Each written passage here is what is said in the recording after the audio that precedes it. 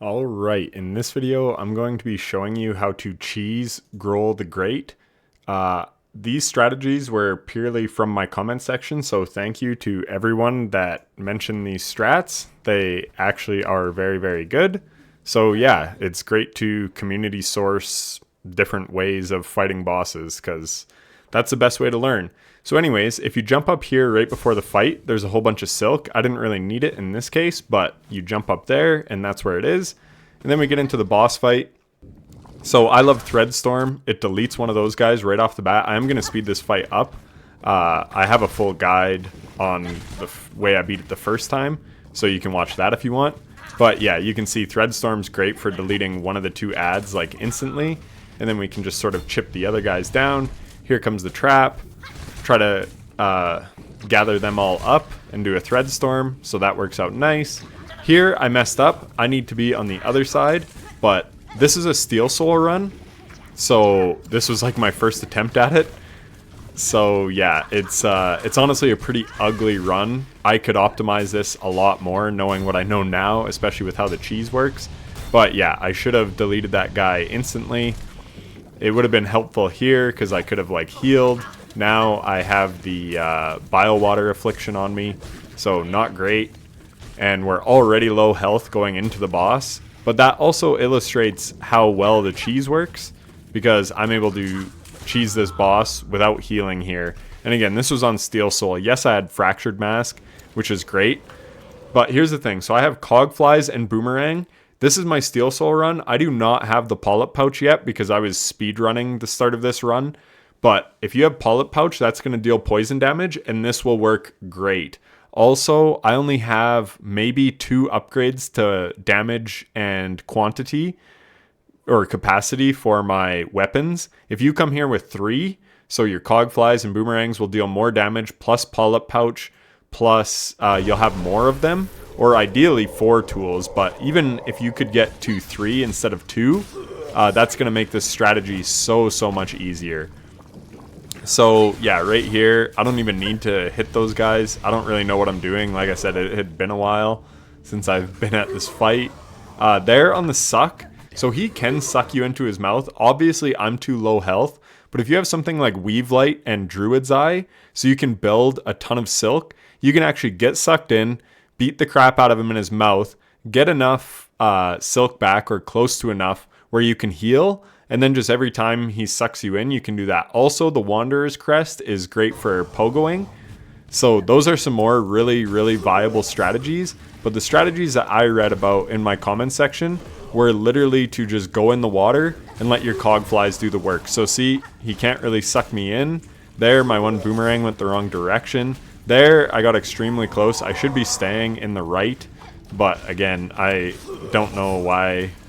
Well, so I was actually getting close to him because of my Cogflies. Your Cogflies do have to be so close to the enemy, like a certain distance away, before they'll head toward that enemy and do damage. Also, my Boomerangs, the one Boomerang was really good. You saw it get a lot of hits, but I really did not do a good job of throwing my Boomerangs. What you'd want to do is, like, when he's sucking there, try to jump up and throw a Boomerang and then, like, dash back into the water quick. That's probably the best way to deal damage. Here, he comes up near me. So if he does that, especially if you're low health, I could just quit out.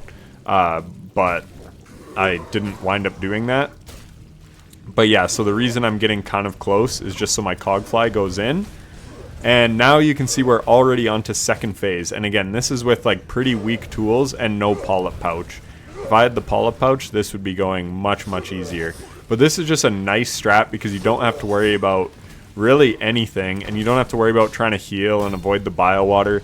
You just accept it, go into the Bile Water, and yeah, I was really impressed with how this worked, especially since I was like low health going into the boss fight. See, there is another really good Boomerang throw. Like I said, when he does the suck and he's pretty low, you can do that Boomerang throw, and it works really good. There, I sort of missed my Boomerang and another bad Boomerang. I'm out of Cogflies now, so here's where it gets really slow and boring.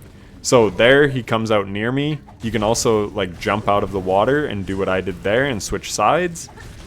There, I get some nice Boomerangs in, thank goodness. But yeah, if I had had poison on, he's probably dead by now.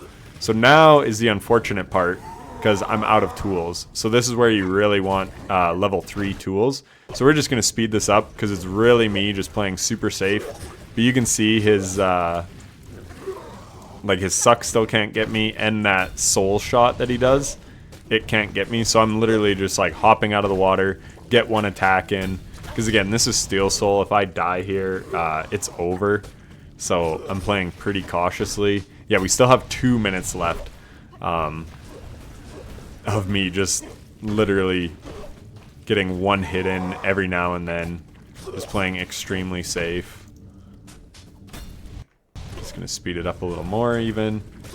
There's the blast. We go back into the water. Get a hit in. And I only have two nail upgrades at this point? Yeah, I think 2. There we get a knock on him, but you can't really do much with the knock.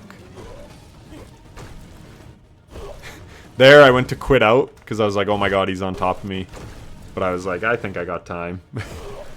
Because I was nervous. Because I honestly thought he would die just from my tools.